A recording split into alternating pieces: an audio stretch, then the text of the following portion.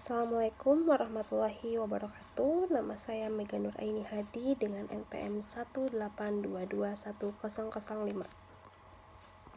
Nah, teman-teman, untuk pembahasan kali ini saya akan membahas tentang perbedaan budaya kerja di Indonesia dengan budaya kerja yang ada di Denmark.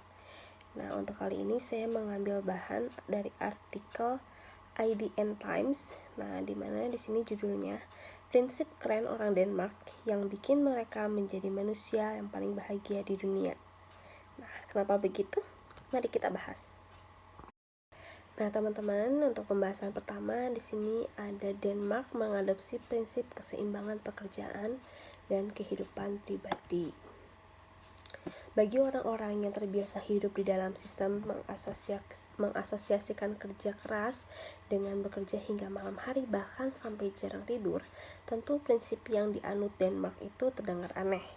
Uniknya, warga Skandinavia pada umumnya dan Denmark pada khususnya menyeimbangkan pekerjaan dan kehidupan pribadi adalah hal yang membuat mereka tetap waras dan bahagia. Nah, maka dari itu pemerintah Denmark meminta warganya untuk bekerja selama 37 jam per minggu. Selain itu, pemerintah juga mendukung penggunaan jam makan siang secara optimal, di mana para pekerja benar-benar menikmati waktu istirahat tersebut tanpa diganggu oleh urusan pekerjaan. Tak cukup sampai di situ, para pekerja punya jatah cuti liburan berbayar sebanyak minimal 5 minggu per tahun. Cuti melahirkan yang bisa diperpanjang, jadwal-jadwal fleksibel dengan pilihan bekerja di rumah, serta inisiatif untuk perawatan anak. Secara umum, warga Denmark hanya menghabiskan kurang dari sepertiga waktu-waktu mereka untuk bekerja. Menariknya, mereka masih jauh lebih produktif dibandingkan negara-negara Eropa lain, bahkan Amerika Serikat. Nah, jika dibandingkan dengan peraturan yang ada di Indonesia, peraturan di Indonesia ini masyarakat Indonesia bahkan dituntut untuk loyal kepada perusahaan. Bahkan di jam istirahatnya pun itu masih terganggu. Bisa jadi karyawan tidak istirahat karena mereka diharuskan untuk mengejar deadline atau tuntutan dari perusahaan. Nah, sedangkan di negara ini mereka malah disuruh pemerintah itu perusahaannya untuk tidak menuntut karyawan pada saat jam istirahat.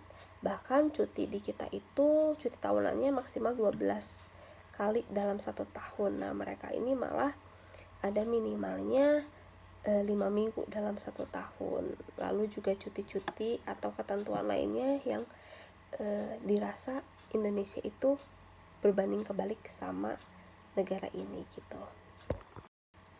Nah, lalu di sini tercatat keterangan bahwa keluarga adalah bagian terpenting untuk warga Denmark. Jika hampir semua waktu dihabiskan untuk bekerja, tentu jatah untuk berkumpul bersama keluarga maupun teman-teman akan sangat jauh berkurang.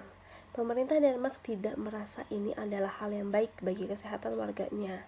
Oleh karena itu, hal yang melatar belakangi penggunaan prinsip keseimbangan pekerjaan dan kehidupan pribadi adalah budaya untuk menghargai waktu bersama dengan keluarga. Nah, di Denmark, menjadwalkan waktu berkumpul dengan keluarga atau urusan pribadi lainnya di kalender kantor adalah hal yang normal. Bagi warga Denmark, mengutamakan keluarga bukan hal yang memalukan. Begitupun dengan cuti liburan. Mereka sangat memaksimalkan hak ini tanpa takut dianggap malas atau tak punya etika kerja. Bahkan pemerintah Denmark membangga-banggakan hal ini sampai dicantumkan dalam situs resmi pemerintah. Prinsip ini sudah begitu sistematis sehingga pekerja Denmark punya etika kerja yang unik. Mereka mempercayai bahwa setiap pekerja yang baik memberikan usaha maksimal, apapun jenis pekerjaan mereka. Ini tentu saja berlawanan dengan asumsi umum di mana keseriusan bekerja ini ditentukan oleh berapa banyak waktu yang dihabiskan. Semakin banyak, maka semakin terlihat rajin. Sebuah anggapan bahwa waktu itu sama dengan produktivitas. Nah, perbedaan lagi nih antara Indonesia dengan Denmark, bahwa rata-rata perusahaan di Indonesia itu menuntut royalitas dan kontribusi dari karyawannya. Nah, Tapi kalau misalnya di Denmark ini mereka hanya bekerja sebentar, tapi mereka memaksimalkan waktunya untuk bekerja. Jadi hasilnya pun lebih efektif dibandingkan kita yang punya waktu banyak untuk kerja, tapi karena kurang keseriusan, hasilnya juga kurang maksimal.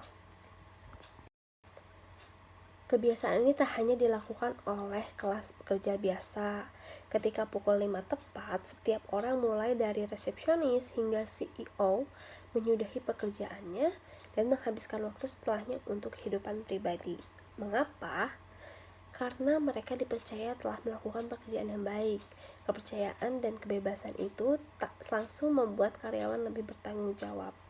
Nah, jadi karyawan akan lebih bertanggung jawab ketika mereka merasa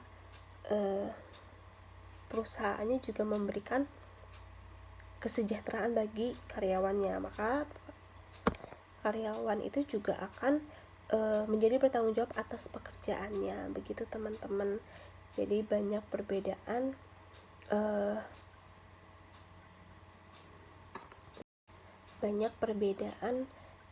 antara aturan yang ada di perusahaan di Indonesia dan peraturan pemerintah yang dibuat oleh negara Denmark. Nah, maka dari itu ada sisi positif yang bisa kita ambil, bahwa kalau di Denmark ini mereka menyesuaikan antara kehidupan pribadi mereka dengan pekerjaannya. Jadi memang stabil gitu, dan hasil outputnya pun yang dikeluarkan itu maksimal. Sekian video yang saya berikan. Mohon maaf bila banyak kesalahan. Wassalamualaikum warahmatullahi wabarakatuh.